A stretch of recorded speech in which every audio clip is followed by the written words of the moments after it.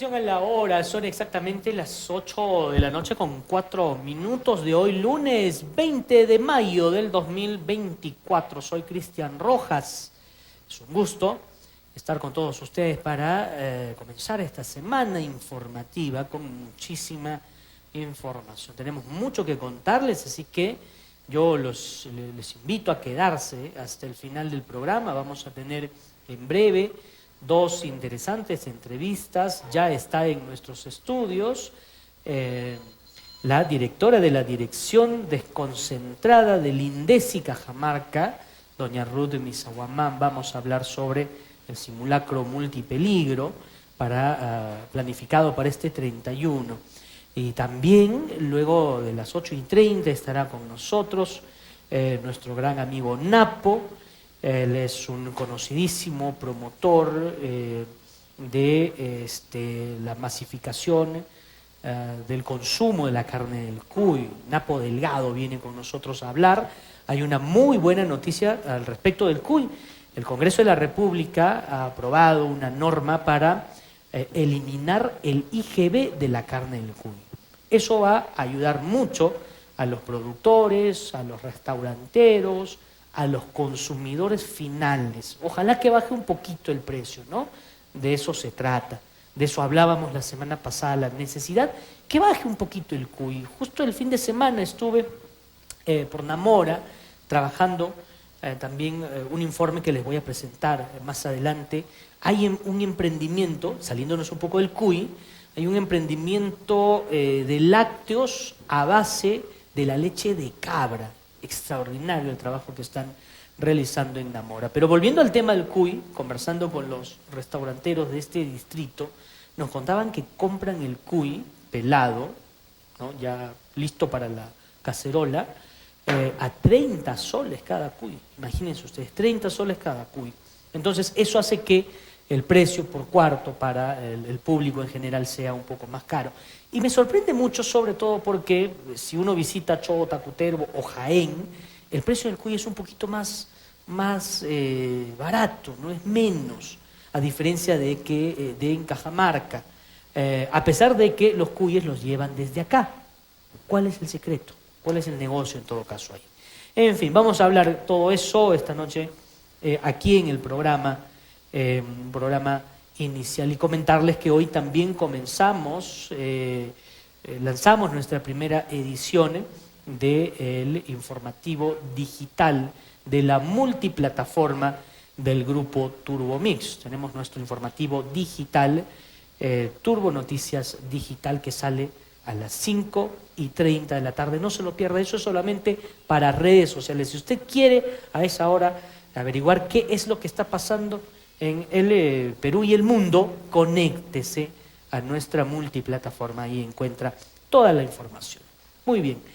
Antes de pasar con la primera entrevista de la noche, yo quería hablar un poquito de las noticias nacionales y de cómo está la inseguridad ciudadana. Es terrible lo que está pasando. La inseguridad ciudadana en algunas regiones de nuestro país parece ya estar acorralándonos, cercándonos. Hay lugares en donde ya uno no puede caminar tranquilo, no puede salir tranquilo a pasear, a cenar con su familia por la noche o a hacer sus actividades normales por la inseguridad ciudadana. Tal es el caso de esta empresaria, esta joven empresaria limeña de nombre Jacqueline Salazar, de 32 años, que fue secuestrada en Los Olivos. Ya tiene varios días secuestrada. En un audio que ha sido ampliamente difundido en todos los medios de comunicación y en las redes sociales, se le escucha a ella desesperada, pidiéndole a su familia que consigan los 2 millones de soles que están pidiendo para liberarla, además de no hablar con la policía. Pero ¿qué ha pasado?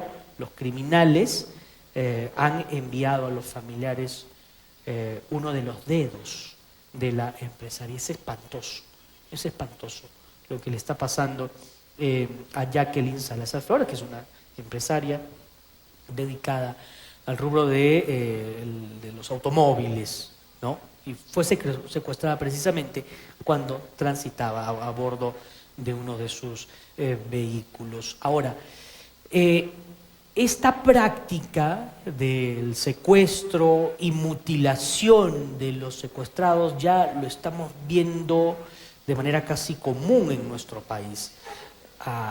Le ha pasado a Jacqueline ahora, pero hace un año aproximadamente le pasó primero a un empresario cajabambino. Ahí comenzó esta práctica de mutilar a los secuestrados. Comenzó en Cajabamba.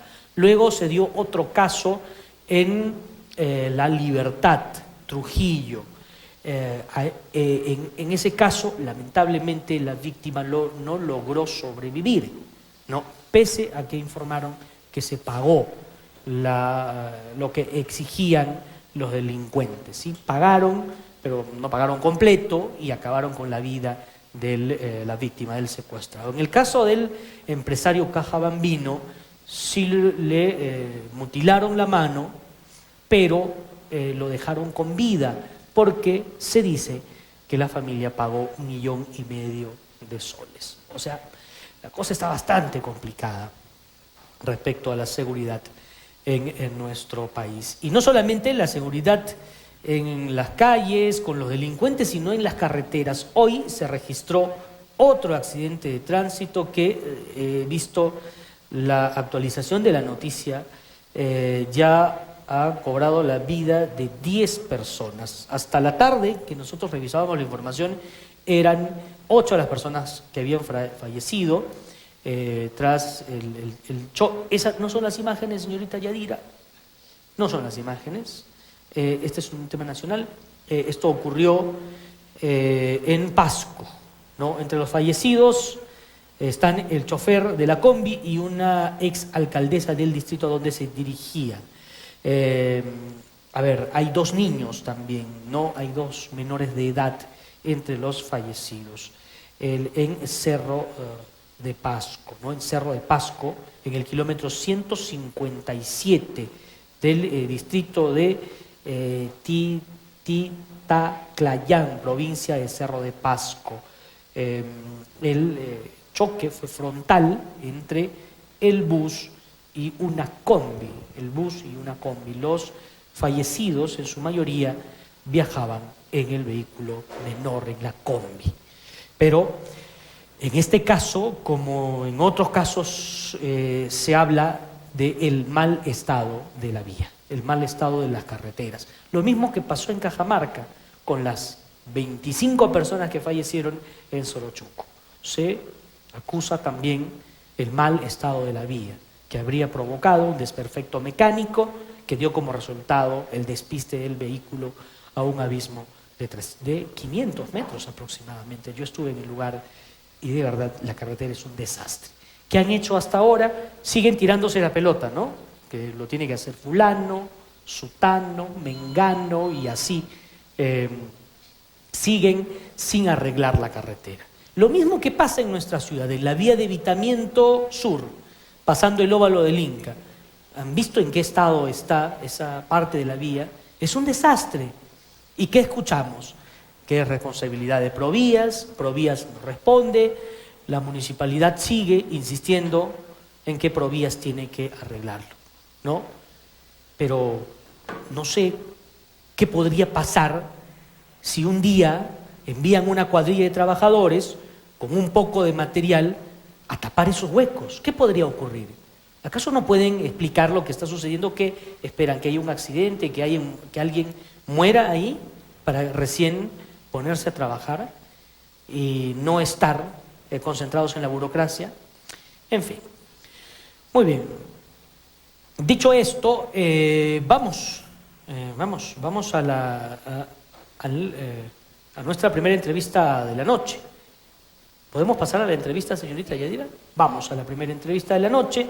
Como lo habíamos anunciado, ya está con nosotros la directora de la Dirección Desconcentrada del INDECI, el Instituto Nacional de Defensa Civil de Cajamarca, doña Ruth Bizahuamán. Buenas noches, bienvenida al programa una vez más. ¿Cómo le va?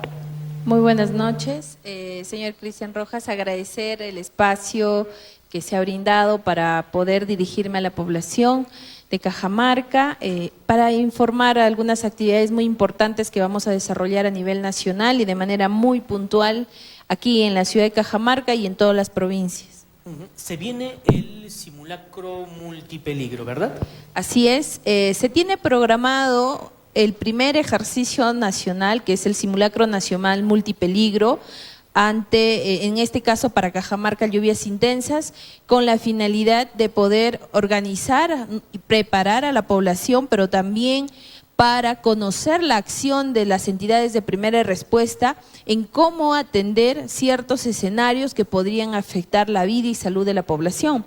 Este es el primer simulacro que vamos a realizar a nivel nacional bajo el lineamiento de la resolución ministerial 013 del año 2022, donde ya tenemos programado los ejercicios que se van a realizar en el año 24, tanto el diurno, el vespertino y el nocturno. Este primer ejercicio tiene una expectativa muy grande, puesto que estamos buscando que la población se sume a este trabajo que estamos realizando desde el gobierno nacional, pero impulsado también con el gobierno regional, quien ha tomado a bien elegir el peligro y la zona focal, donde vamos a centrar las principales acciones, mismo del cual se va a desarrollar como zona principal o zona focal en la provincia de San Ignacio.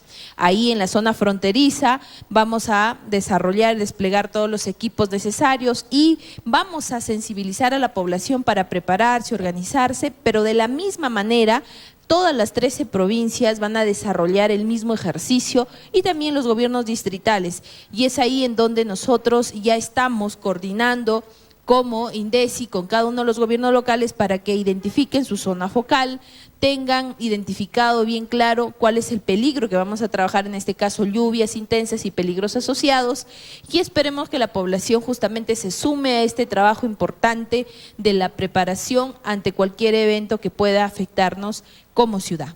¿Cómo se elige el lugar focal? En inicio, el gobierno regional de Cajamarca tiene esa responsabilidad bajo el lineamiento y bajo la directiva para la ejecución de simulacros. En ese sentido, se ha considerado el peligro que es más recurrente, que en este caso es las lluvias intensas, y sus peligros asociados, que son huaico, deslizamiento, inundaciones. Para trabajar en la zona focal, que también es una potestad que tiene el gobierno regional, ha considerado importante precisar zonas en donde comúnmente tenemos eventos recurrentes, como son, por ejemplo, inundaciones, deslizamientos. Y es ahí que una característica importante que ha tomado el gobierno regional es desarrollarlo en la provincia de San Ignacio. No queremos solamente centrar las acciones en Cajamarca, porque efectivamente se va a realizar con la municipalidad provincial.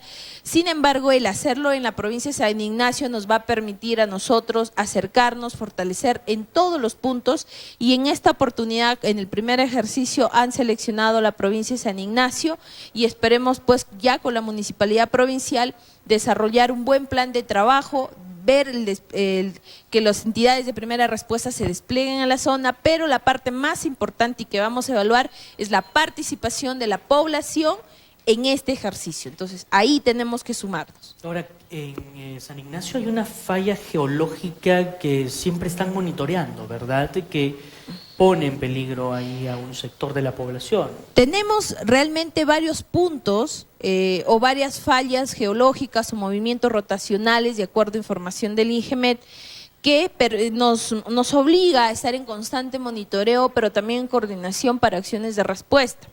No solamente en la provincia de San Ignacio, dentro de la ciudad tenemos varios sectores. Hay uno que es muy recurrente y que probablemente recordaremos que se desarrolló en el distrito de Chirinos, en el sector de Cunía, en donde un gran deslizamiento hizo y obligó a que ese sector sea reasentado en otro punto. A lo largo de todo el departamento de Cajamarca estamos trabajando juntamente con el gobierno regional para que esas zonas que ya tienen un informe técnico puedan iniciar un proceso de reasentamiento. Y es una responsabilidad directa que está haciendo el gobierno regional con la asistencia técnica del CENEPRED. Nosotros como INDECI nos sumamos a esos equipos técnicos a fin de que durante el tiempo que pueda durar el proceso de reasentamiento de una población pueda actuarse en base pongamos un caso de que hay una lluvia intensa y que se desencadene. Nosotros estamos para coordinar justamente la acción en ese proceso que pueda perdurar. Sin embargo, llama mucho la atención cómo tenemos la población asentada en distintos puntos del departamento de Cajamarca y que nos está obligando muchas veces a reasentar a esa población, puesto que están en zonas inseguras. Entonces es importante llamar un poco a la reflexión a la autoridad local, quien es el encargado de ver el ordenamiento territorial con un enfoque en gestión de riesgo para evitar el crecimiento en zonas que no son recomendables y genera a la larga pues no solamente un tema económico para la municipalidad que involucraría el reasentamiento, sino también un aspecto social, porque la población muchas veces difícilmente quiere salir de esas zonas. Entonces, esa responsabilidad tan importante que tiene la autoridad local para ordenar el territorio a través de su plan de desarrollo urbano, un plan de ordenamiento territorial, tiene que tener un enfoque de gestión de riesgo. Y es ahí justamente en donde nosotros como INDECI tratamos de sensibilizar a la autoridad a fin de que esos instrumentos de planificación estén bien elaborados, con un enfoque en gestión de riesgo y permita poder reducir los impactos que vamos a tener. Sin embargo, entendemos que ya las ciudades se han asentado, tenemos presencia de zonas inestables y ahí queremos que las autoridades se centren en la preparación de la población, tan importante, por ejemplo, en que no solamente se organice en el plan familiar de emergencia, la mochila de emergencia, sino también probablemente algunas actividades de reducción de riesgo para que esa población pueda mantenerse segura en el tiempo que permanece ahí. Pero al ser la autoridad municipal, valga la redundancia, la autoridad, podría aplicar incluso medidas digamos un poco drásticas para evitar que haya asentamientos en zonas de peligros. ¿Qué, por ejemplo, qué se podría hacer? No dar autorizaciones para tener conexiones de agua, de luz, y así poder pues evitar de alguna forma, ver, ¿no? Porque a la larga eso le trae consecuencias económicas a la entidad, a las familias, y se extiende pues digamos un problema social. No recuerdo en qué año ocurrió un hundimiento de grandes magnitudes en la provincia, no, en la región Amazonas, en donde han tenido que mover a prácticamente todo un distrito, sí, que ya había sido advertido que la zona era peligrosa. Sin embargo, terminaron construyendo casas de 2, de 3 pisos, que finalmente terminaron destruidas todas. Es importante mencionar que la autoridad local tiene una responsabilidad absoluta en todos los procesos que tiene que ver con la gestión de riesgo. Y el tema de planificación es fundamental, tal como usted lo menciona. No solamente Amazonas en el año 2019, a consecuencia de un sismo, aceleró muchos movimientos de masa, y no solamente tuvo el tema de deslizamientos, tuvimos reptaciones, tuvimos derrumbes de zonas, poblaciones enteras que tuvieron que ser reubicadas, muchas veces pudiendo evitarse a través de hacer un buen plan de ordenamiento territorial. Y algunas autoridades a veces pensamos, y lo digo así de manera general, porque creemos que el dejar que la población pueda asentarse sin ninguna restricción, sin ningún análisis, sin ningún estudio en la zona, nos llama la atención de cómo estamos, no solamente relacionado al ordenamiento, sino a la forma de la construcción de las viviendas. Tenemos, por ejemplo, muchas viviendas que no tienen licencias o están construyendo en zonas que probablemente no son adecuadas y la autoridad está dejando que estas poblaciones sigan creciendo, y eso a la larga va a obligar al gobierno local a asumir un costo en el momento que tengamos un evento como un movimiento sísmico, un deslizamiento o una lluvia intensa. Ya lo hemos visto cómo ha ocurrido en las grandes ciudades de la costa norte, consecuencia del fenómeno El Niño. Nosotros hemos tenido consecuencias por las lluvias, incluso por movimientos sísmicos que han llevado consigo a tomar acciones necesarias para poder reducir el riesgo, pero nos preocupa y nos sigue preocupando cómo la población todavía sigue expuesta. No es solamente un tema de la autoridad, también es un tema de la población, y debemos ser conscientes donde construimos la vivienda, conocer el espacio donde nos rodea, y si ya tenemos la casa, pues justamente debemos reforzar la preparación en el tema de dónde evacuar, cuáles son las rutas de evacuación, las zonas seguras, puntos de reunión, qué es lo que tengo que coordinar con mis integrantes de la familia y poder evacuar de una manera segura. Justamente por ese propósito es que estamos desarrollando este 31 de mayo a las 10 de la mañana este simulacro nacional multipeligros, un poco también recordando la historia que ocurrió en el año 1970 con el sismo en el terremoto de Yungay en Huaraz, que a consecuencia de ese evento pues tuvimos lamentables pérdidas, ¿no? Entonces es una fecha muy importante, muy reflexiva para el Perú, pero también debe ser una fecha de conciencia para la población cajamarquina, a fin de que podamos organizarnos y prepararnos mucho más en este aspecto, que a la larga, para poder hablar de desarrollo de una ciudad, tenemos que incorporar la gestión de riesgo de desastre.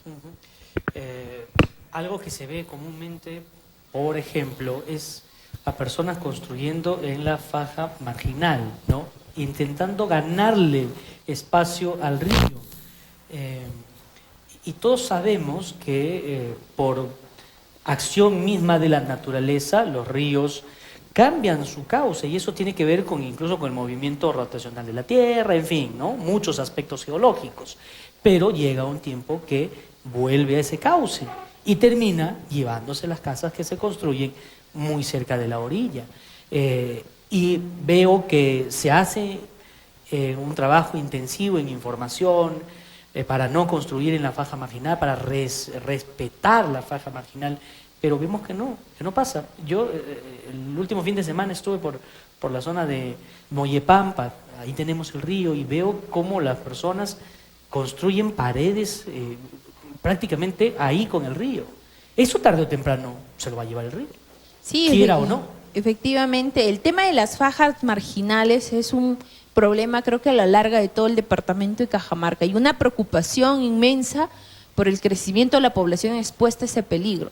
Si bien la autoridad local es la responsable de elaborar el informe técnico para definir las fajas marginales en todo lo que refiere a las cuencas, ahí se acompaña de la asistencia técnica del ANA, que justamente es la autoridad respectiva en el trabajo que tiene que ver tanto con la elaboración de los informes para las fajas marginales, como también para colocar la monumentación y los hitos que identificarían.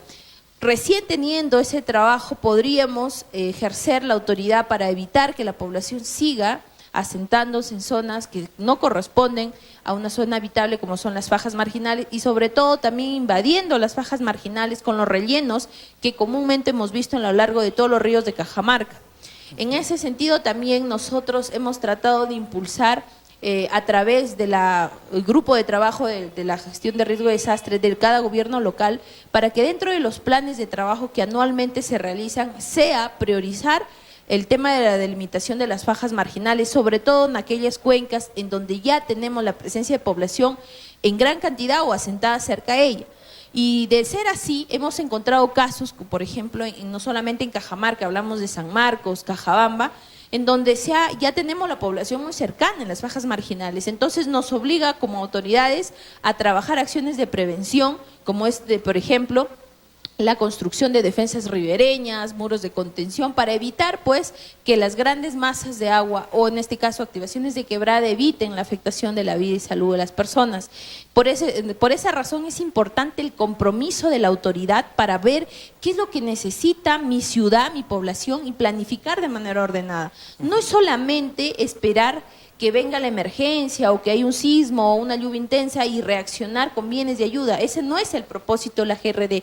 Buscamos que la autoridad reduzca el riesgo que puede existir a través de distintas medidas estructurales, no estructurales, a través de la prevención, pero a lo largo también fortalecer la preparación. Vamos a enfrentar probablemente en los próximos meses o el próximo verano 2025 lluvias muy intensas, y eso nos llama la atención de cómo está la ciudad, cómo está el tema de drenaje en la ciudad de Cajamarca, cómo está el tema de la evacuación de las aguas en la zona rural, y que eso nos preocupa muchísimo. Entonces tiene que existir un compromiso de la autoridad local para que la población se sensibilice, pero que ellos también ejecuten intervenciones importantes en este aspecto.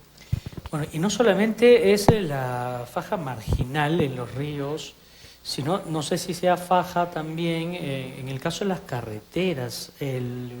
Volviendo a lo que les contaba hace rato, estuve en Namora y ya subiendo muy cerca a este ingreso a la Laguna San Nicolás, he visto cómo hay propietarios de terrenos que han puesto sus cercos ya ahí mismo con el asfalto. Han puesto sus palos ahí para cercar digamos, al ras del asfalto. Y hay una norma también que hay que dejar un espacio, en el caso de las carreteras, para que se hagan distintos trabajos, pero no hay nadie quien controle eso tampoco, ¿no? Sí, efectivamente.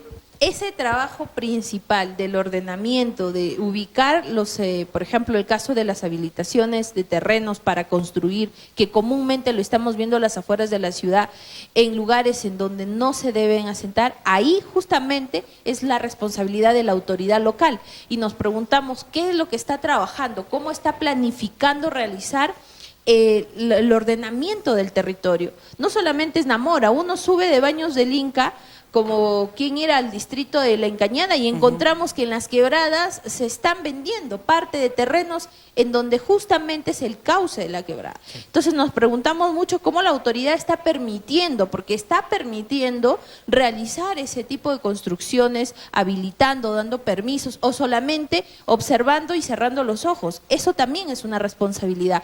Pero también tenemos que entrar a la conciencia de la población, no podemos exponernos de esa manera. Entonces también debemos ser conscientes de que no debemos poner en riesgo la vida de las personas vendiendo esos terrenos o ubicándonos en zonas inestables. Para eso hay entidades que hacen estudios como el INGEMET, tenemos a LANA u otras entre ellas, que nos permite y nos precisa información importante de qué se debe que realizar y dónde no debemos hacer construcciones. Perfecto, le agradezco mucho por venir. El 31, entonces 31 de marzo, ¿a qué hora?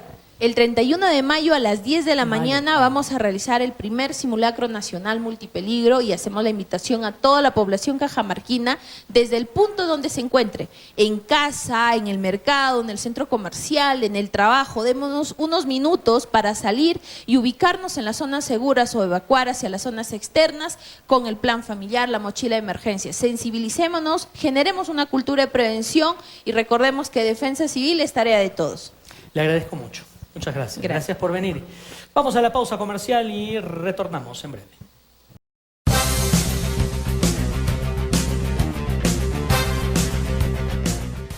8 de la noche con 34 minutos. 8:34 minutos. Estamos de regreso en hora 20 aquí en Turbomix TV, canal 19.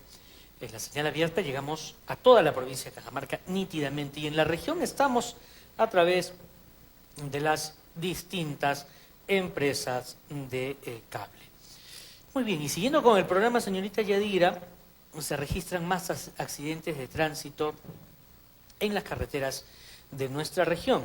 Bueno, esta vez en Yanacancha, afortunadamente, pese a lo aparatoso del accidente, no se registraron víctimas que lamentar, solamente algunos heridos con golpes en el cuerpo que fueron oportunamente atendidos y llevados hacia los centros de salud para que reciban la atención. Pero en pantalla completa, señorita Yadira, para que podamos ver, miren ustedes cómo ha terminado la combi. En este caso también lo que se informa es el mal estado de la carretera, o sea, digamos, es esta mixtura que ocurre, ¿no? Esa mezcla, mal estado de la carretera y falta de pericia del conductor, accidente de tránsito. Que en este caso, a pesar de lo que ustedes ven, que ha rodado por una ladera, no se han presentado víctimas que lamentar. Y de Yanacancha nos vamos hasta Cutervo. La nota siguiente, señorita directora, miren ustedes cómo esta señora a la que están investigando, porque aparentemente tiene algún problema, alguna alteración mental. Observen a la niña juega con el cachorrito, con el perrito que está en la acera, en la vereda, que aparentemente conoce. La señora está pasando y de la nada comienza a agredir a la menor. La persona que acompañaba a esta señora corre, y la rescata de las manos de esta mujer. Ahí está la niña, corre, la madre viene atrás, aparentemente ella le gana para ir a jugar con el perrito, la señora se quedó un poco atrás, llega esta señora y la jalonea hasta tirarla al suelo. La información que nosotros hemos recibido de la policía que está investigando el hecho es que aparentemente esta señora tiene alteraciones mentales, por eso es que atacó de esta forma a esta niña. Pero bueno, tampoco es que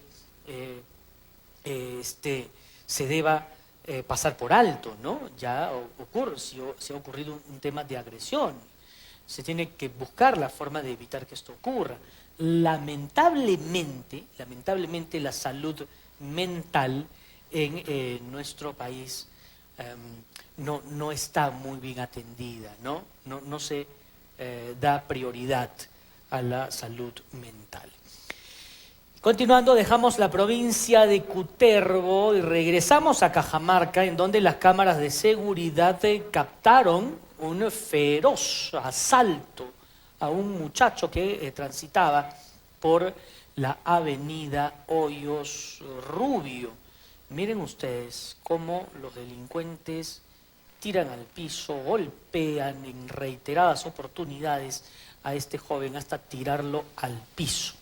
Y ahí le meten las manos en los bolsillos, le roban la billetera, le roban su celular, suben a una mototaxi y escapan del lugar. ¿Ya?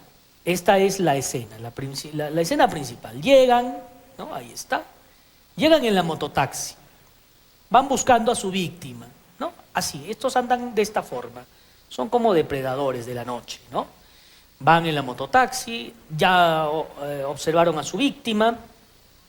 Todos estos cobardes que deberían ir a parar a la cárcel, ojalá sea así. Ahí están todos los elementos para que los metan presos. Bajan los tres. En realidad son 4 los que han sido detenidos con todo el chofer de la mototaxi, ¿no? Y miren cómo la mototaxi va a ubicarse estratégicamente en una zona para poder escapar, no es así nomás.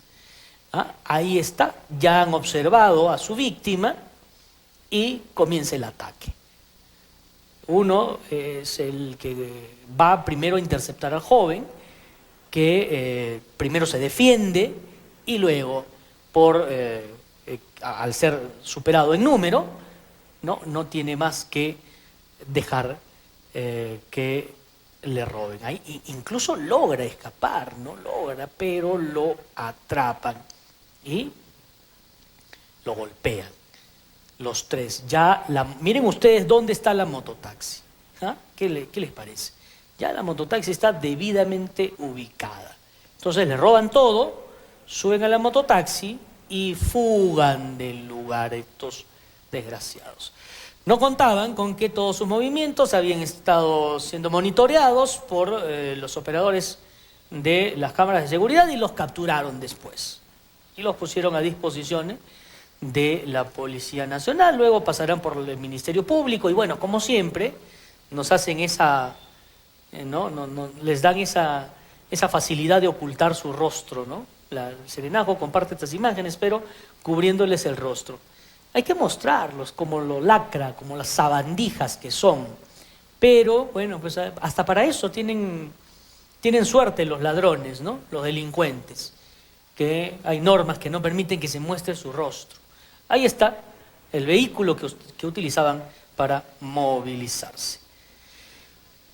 Muy bien, con estas imágenes volvemos. Camarita para acá, señorita Yadira. Y vamos a pasar a nuestra entrevista de la noche. Don Napoleón Delgado Rosales está con nosotros. ¿Cómo te presento, Napo? Promotor del Caxacuy, apasionado de los cuyes en Cajamarca. Buenas noches. Buenas noches, Napo. Bienvenido al programa. Gracias por visitarnos, por aceptar esta entrevista esta noche. ¿Cómo te va? Bueno, gracias, más bien las gracias a tu persona, al canal. Bueno, un saludo a todos los televidentes de Cajamarca. Y bueno, a disposición de las preguntas que tú creas conveniente.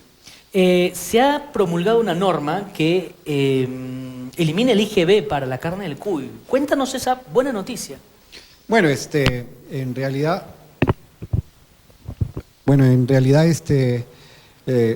ya hace 3 años se promulgó una ley en la cual se exoneraba de lo que es el IGB, pero solamente al cuy vivo. Actualmente lo que se ha logrado es que también se exonere a la carne de cuy. Y esto, el impacto, pues va a beneficiar sobre todo, en este caso, a los empresarios del rubro gastronómico, a los que tienen restaurantes, porque al poder ellos comprar con factura ya van a poder deducir y bajar su impuesto a la renta, que es algo que no lo podían hacer ahora, ¿no? Hay que tener en consideración que más del 95, creo que últimamente 98% de la comercialización de carne de cuy se ha dado de manera informal.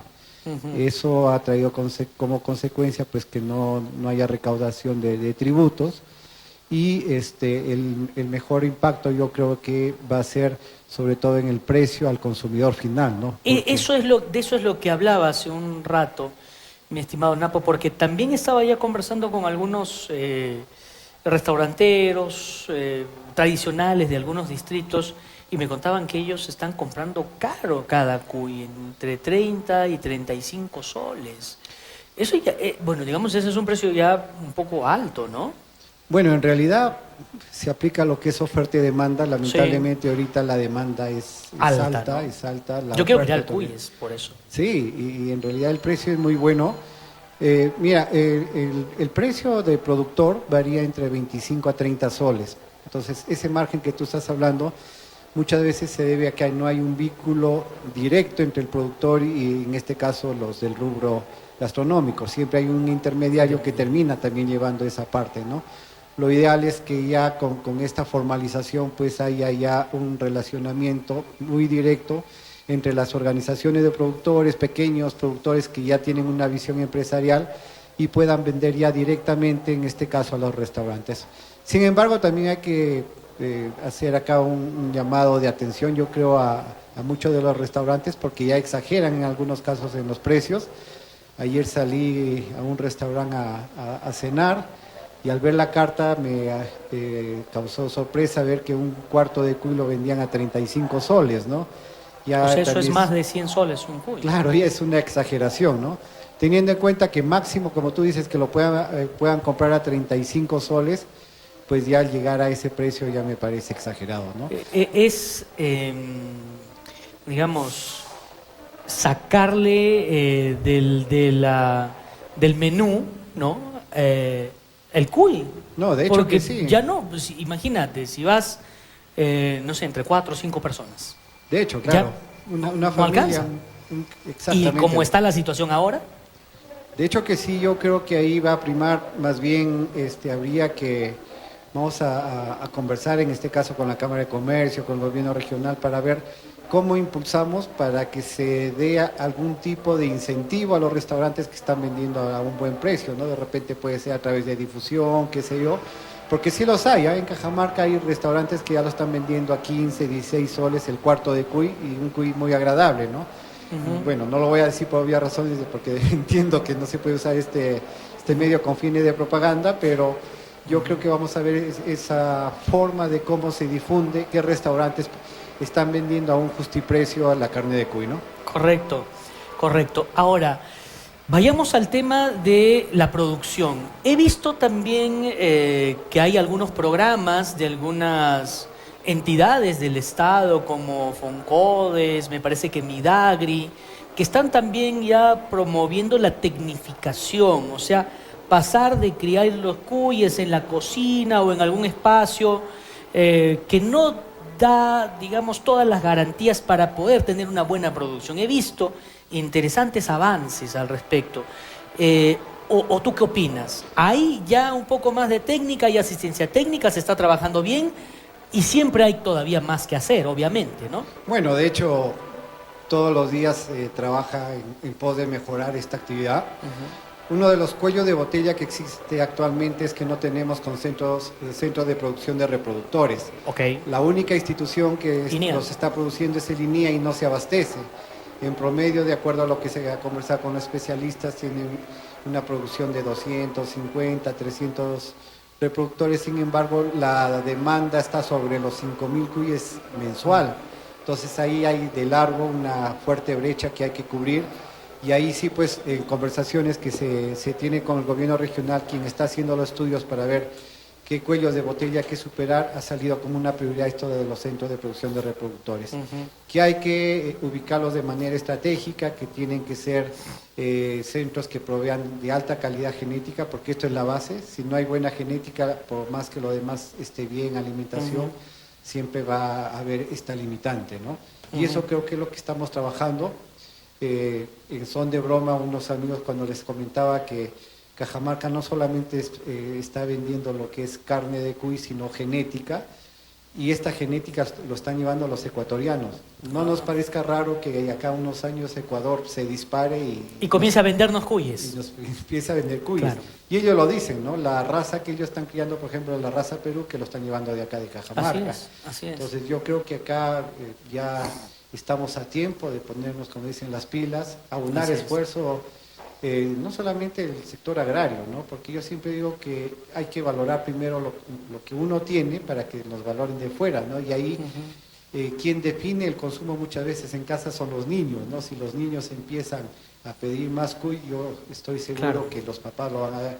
Y habría que... menos pollo, más cuy, ¿no? Claro, menos pollo, comida chatarra, lamentablemente más se hace propaganda a la comida chatarra que a la comida que es nutritiva. El otro día vi algunos números y más o menos son más de 10.000 millones que el Perú gasta en curar enfermedades que están relacionadas con el tema de alimentación. Con la mala alimentación. Con la mala alimentación, correcto. ¿Por qué no invertir ese dinero en el tema de prevención, en el tema de enseñar a la población y fomentar el consumo de comidas saludables, ¿no? Así el cuy es uno de ellos, pero tenemos un montón inclusive frutas, ¿no? Que Perú siendo el centro de origen, otros países ya lo han industrializado, ¿no? El caso del aguaymanto, que es un caso...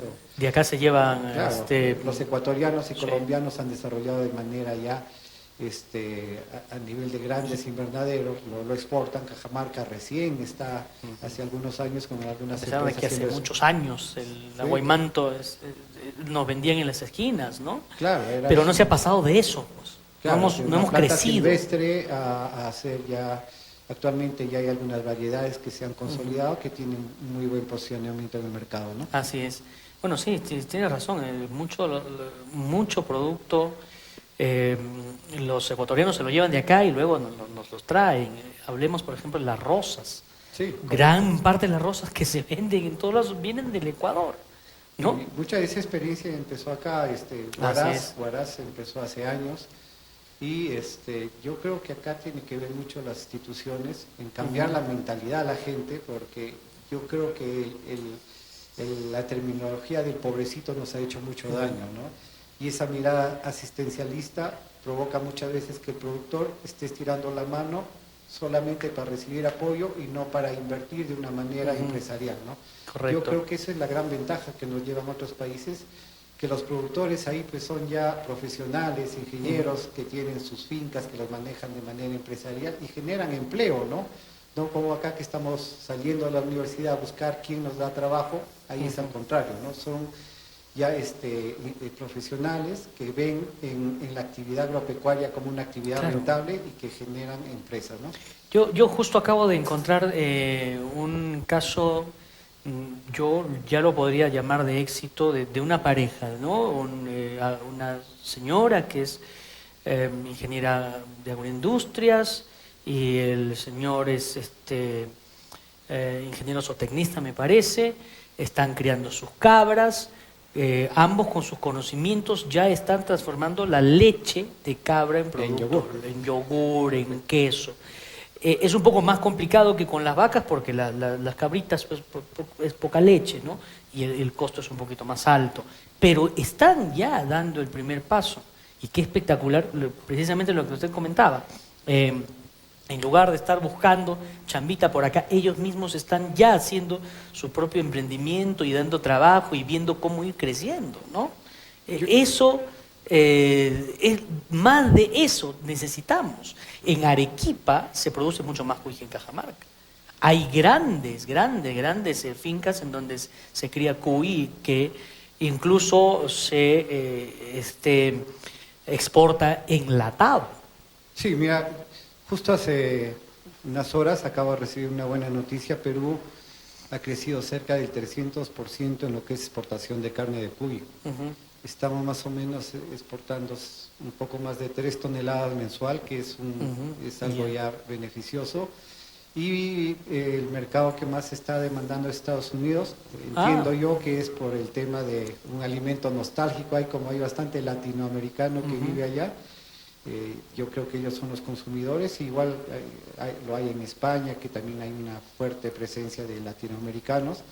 Y yo creo que eso está beneficiando este tipo de leyes, ¿no? Porque antes el cuy salía dentro de la subpartida arancelaria como despojos. Y cuando yo mencionaba esto, varios pensaban que era una broma, pero era la realidad, ¿no? No salía como carne de cuy. Con este tema del reconocer ya este producto ya sale como la denominación de carne de cuy, son un gran avance. Nos hace falta algunas normas técnicas, por ejemplo, no hay la norma técnica para la construcción de camales, no existe, por ejemplo. Lo que se está haciendo ahí es adaptar un poco lo de algunos animales menores más cercanos. Llegamos hasta denominación de planta de procesamiento primario, pero necesitamos avanzar eso, ¿no? Pero mi estimado Napo, ni para el pollo, ni para el pollo que tanto se consume hay camales de pollo. ¿Has visto cómo, es una desgracia? Antihigiénica, ¿no? Hay una conocida pollería que me mandaron una foto el otro día, cómo lleva sus pollos en una camioneta, pero que está para la chatarra, por el amor de Dios. Y así vas y te chupas los huesos del pollo. Sí, o sea, deberían estar pensando en eso también las autoridades. Pero ¿qué hacen las autoridades? Reaccionar cuando encuentran un camal en pésimas condiciones por la denuncia del vecino, porque salen las ratas o salen las moscas o apesta todo. ¿Y qué van? Simplemente clausura temporal, cuando se debería ser clausura definitiva. ¿Cómo puedes darle un premio de clausura temporal a alguien que nunca te ha pedido permiso, que no tiene ninguna medida de tratamiento para el producto cárnico, que están ahí manipulando? Deberían denunciar además a esa gente, porque ese tratamiento que le dan a la carne termina afectando la salud de las personas. De hecho, y varios de los problemas gastrointestinales provienen de este tema, ¿no? Yo creo que es importante lo que tú dices, y creo que ahí algo que estamos impulsando siempre desde el Caxacuy, y eso nos ha motivado a raíz del Congreso Internacional que hemos tenido el año pasado. Esperamos que este año sea el segundo. Tenemos el compromiso ya de la universidad, y ellos lo van a institucionalizar esto como algo permanente. Y ahí han salido varios temas, como los que tú dices, ¿no? El tema de CPRs, el tema de normatividad para camales, el tema del aprovechamiento, por ejemplo, de lo que es el estiércol de cuy. No sé si hace más de 2 años que venimos hablando de la crisis en fertilizantes, teniendo en el cuy, más o menos en Cajamarca, son casi 4 millones que se producen al año de cuyes. Cada cuy te emite un promedio de 7 kilos de estiércol. Multiplicando por esa cantidad tendríamos pues abono orgánico de alta calidad para justamente ahí los productores que andan sufriendo por abonos lo puedan aprovechar, ¿no? Y eso pues viene a ser una política adecuada, ¿no? Hay que capacitar a la gente, hay que crear condiciones para aprovechar eso, y esto va a servir para desarrollar una agricultura altamente competitiva, ¿no? Hace algunos años, si la memoria no me falla, fue CARE, que hizo un trabajo muy bonito en la zona de Barrojo, en la parte alta de Baños del Inca, en donde ante la altísima desnutrición infantil y anemia, comenzó a entregar cuyes a las familias para que puedan alimentarse, para el autoconsumo. Y además esto venía con una técnica de hidroponía para el alimento del cuy, porque muchas de las familias o no tenían espacio para sembrar la alfalfa o no tenían la economía para comprar la alfalfa. Entonces le daban también la técnica para el cultivo hidropónico del forraje para que puedan alimentar. Era extraordinario. No sé en qué terminó ese proyecto, porque le hablo de hace más de 14 o 15 años atrás, más o menos. Bueno, no conozco la zona, pero manifestarte que eso sí se lo viene ya actualmente haciendo en varias zonas, sobre todo en donde es escaso el tema de pasto, Así es. ¿no? Se puede aprovechar en pequeños espacios, como tú dices, con el tema hidropónico, en bandejas se lo hace esto, se multiplica y es un alimento que tiene vitaminas, tiene alto contenido de proteína y eso lo aprovecha muy bien en este caso el cuy, ¿no? Y eso se puede replicar, ¿no? También lo que hay que incidir ahí es una fuerte capacitación a los profesionales que están dando.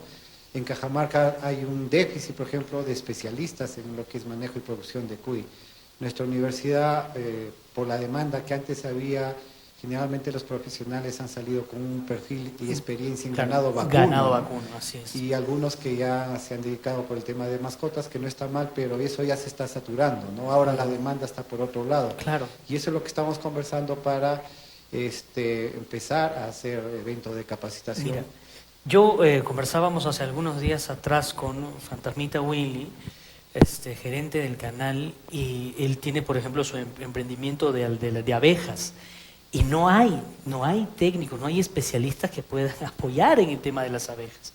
O sea, ellos están trabajando con conocimientos que pueden obtener de otros criadores, de información que viene del extranjero, pero acá mismo no hay, por ejemplo, a pesar de que ya comienza a haber más productores de miel de abeja. O sea, estamos... de espaldas a lo... De espaldas. De espaldas a lo que podría ayudarnos a tener ese espacio económico que se espera alternativo a las otras actividades, ¿no? Yo creo que ahí hace falta de parte de nuestro centro de formación profesionales ver cómo está la currícula, ¿no? Eso siempre yo también he discutido y estoy de acuerdo contigo porque ahora los profesionales pues necesitan no solamente la parte técnica, no necesitan que tengan una formación con una visión profesional, que es lo que nos hace falta, ¿no? Un profesional tiene que desarrollar actividades que sean de impacto económico, que sean de impacto social. El tema de género, por ejemplo, que es algo que cuando yo salí de la universidad no entendía qué es género, pero eso vemos que actualmente es pues algo básico para entender cómo funciona la dinámica dentro de la familia, ¿no? Qué roles cumple el esposo, la esposa y saber cómo trabajar con ellos, ¿no? Por ejemplo, el cuy es un ejemplo de ello, ¿no? Es una actividad donde las que lideran son las mujeres. Eso escuché en Cajabamba una vez cuando fui.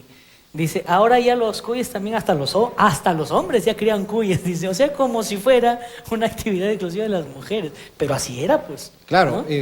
tú cuando llegabas al Valle Condebamba lo que más había y veías era ganado vacuno, ¿no? Eso ha cambiado totalmente y ahora pues habrá para muestra por ahí algunos vaquitas, pero ya no es la actividad principal, ahora es el tema del cuy y les ha cambiado la vida, ¿no? Así es. Bueno, tú ya lo has visitado, pero no parezca extraño llegar a una casa, ver una construcción bonita, ver que tienen camioneta 4x4. Gracias al cuy. A veces uno piensa que son empleados de la mina, pero no, son productores que se dedican al cuy. Excelente. Muchas gracias, siempre es un placer conversar contigo, Napo. ¿Y cómo van los trámites para el Caxacuy de este año? Muy breve porque se nos acabó el tiempo. Sí, bueno, la fecha va a ser el 13 de octubre, que es donde cae el Día Nacional del Cuy. Ya tenemos avanzado algunas propuestas, estamos en conversación con algunos auspiciadores, porque bueno, esto se hace en función a auspicios de instituciones, y esperamos que este año, como siempre, tratar de superar la versión anterior del año pasado y cada vez que sea mejor, ¿no? Muchas gracias, gracias, Napo. Y gracias. bien, con ganas de comer cuy, nosotros nos despedimos. Bueno, yo estaba buscando un restaurante que venda cuy en la noche, no he encontrado. Una noche me dio ganas de comer cuy, pero no hay restaurantes que vendan cuy, por lo menos tradicionales, ¿no? Un cuy rico. Gracias por vernos. Vuelvo el día de mañana con más información. Que tengan una bonita noche. Siga disfrutando de nuestra programación. Chau, chau.